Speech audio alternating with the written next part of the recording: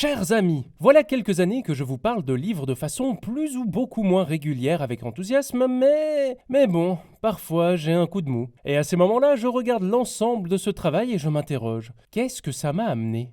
Mon travail mérite-t-il d'être visionné ? Est-il seulement intéressant ? Et surtout, n'ai-je pas gâché quelques milliards d'heures dans les abysses du temps, de précieuses heures que je vois s'envoler au loin pour ne jamais revenir ? Cette question m'angoisse. Brrr. Et puis, je me souviens de la motivation que j'ai pu ressentir au démarrage de chaque projet, de ce « Oh, mais j'ai envie de faire découvrir ce livre au monde !» de la satisfaction d'oubli d'un certain frisson au moment de cliquer sur le bouton publier. Mais surtout, je me dis que ce temps n'est pas vraiment parti en fait. Il est enregistré, juste là, sous la forme d'une petite création audiovisuelle. Pourquoi je vous raconte tout ça ?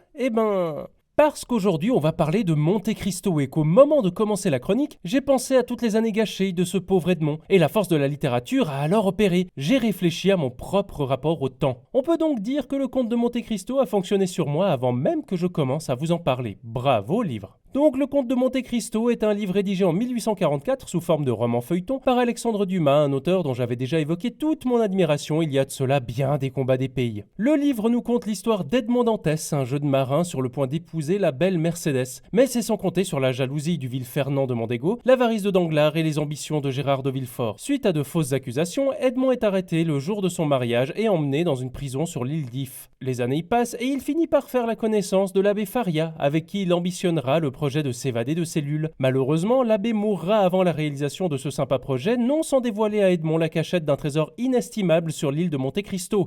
Edmond s'enfuit, trouve le trésor et devient alors le comte de Monte Cristo, prêt à se venger de ses ennemis. Une vengeance qui... je sais pas, elle me gêne un peu. Alors bien évidemment, à la lecture de la première partie, j'éprouve un fort sentiment d'injustice en faveur d'Edmond et je me prends à espérer le voir retrouver ses ennemis et leur faire payer leur bassesse. Mais ce sont évidemment mes bas instincts qui s'expriment ici et Edmond a de longues années pour réfléchir à sa vengeance. Une vengeance qui sera d'autant plus lente et cruelle. Et à la deuxième partie du livre, mon désir de vengeance à moi s'amenuise lentement. Je veux que les personnages souffrent, puis qu'ils payent, puis que Monte Cristo passe tout simplement à autre chose. C'est qu'au fil de l'heure déconvenue, je commence à avoir une certaine empathie envers les adversaires de Monte Cristo. Et je pense que cette empathie est produite par une efficace combinaison de 3 éléments qui donnent toute la personnalité au livre. Tout d'abord, il est long. Monte Cristo, c'est plus de 1000 pages. 1000 pages durant lesquelles on suit nos personnages et la haine qu'on éprouve au début envers Mondego ou Villefort a tendance à s'estomper. Mais pas envers Danglars, non. C'est vraiment une éternelle raclure. La durée de lecture influe selon moi directement sur notre ressenti envers les personnages. Ensuite, Monte Cristo est plutôt sadique. Ses plans de vengeance vont loin et détruisent à petit feu chacun de ses adversaires, les menant à la folie, voire à la mort. Cet aspect sadique est d'ailleurs assumé à travers la distinction régulièrement faite entre Edmond Dantès, le net marin, et Monte Cristo, l'homme sans cœur. Ces moments sont encore renforcés lors des discussions entre Monte Cristo et Mercédès. Celle-ci se montre très troublée par ce qu'est devenu Edmond. En fait, si Edmond Dantès a tous les traits pour être un héros, le comte de Monte Cristo, par sa morale douteuse, est un anti-héros. Il est donc parfois plutôt difficile de nous attacher à lui. Troisième et dernier point un peu particulier car il est peut-être plus personnel. Monte Cristo a un pouvoir quasi divin. Il sait à peu près tout, ses plans se déroulent toujours comme il le souhaite, il a toujours un coup d'avance, il s'adapte à toutes les situations. Ce statut est même assumé par le livre. À plusieurs reprises, Monte Cristo se compare à Dieu. Et il se justifie ainsi. La justice des hommes étant corrompue, puisqu'elle l'a envoyé croupir au fond du château d'If, il se fait alors lui-même le bras armé de la justice divine pour punir ses ennemis qui, eux, ont tous bénéficié d'un haut rang social, alors que ce sont de vils crapules. Voilà donc un Monte Cristo qui semble pouvoir tout faire grâce à son argent et à tout justifier grâce à son statut de victime.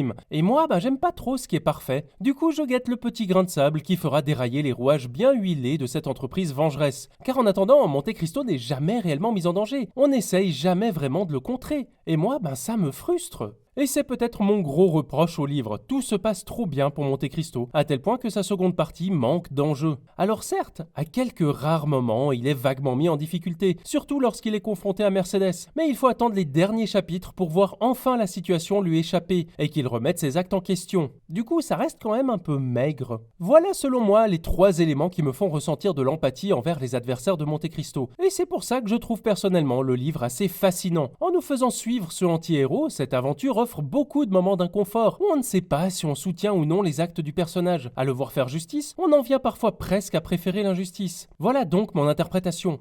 Monte Cristo justifie constamment ses actes au nom de la justice divine. Pourtant, cette justice implique les malheurs d'autres innocents. Monte Cristo nous montre que bien que la justice humaine soit imparfaite, car elle l'a envoyé au trou sur la base de fausses accusations, notre conception personnelle de la justice est finalement aussi humaine et imparfaite. Impossible à tout à fait maîtriser et encore moins en dessiner des contours intelligibles. En fait, la justice de Monte Cristo, c'est une vengeance. Monte Cristo est donc un livre qui joue avec le concept de justice tout en nous soulignant ses frontières. La justice elle-même peut être injuste. Le livre nous le montre à plusieurs reprises. Et même à un niveau méta, puisqu'aujourd'hui, ce classique est toujours connu comme l'œuvre d'Alexandre Dumas, éclipsant injustement le travail d'Auguste Maquet. C'est comme ça que ce livre a résonné en moi, et je pense que ça reste une interprétation très personnelle. Car j'ai de la peine, moi, à vouloir du mal aux gens. J'aime pas ça, le mal, donc je le souhaite jamais vraiment à personne.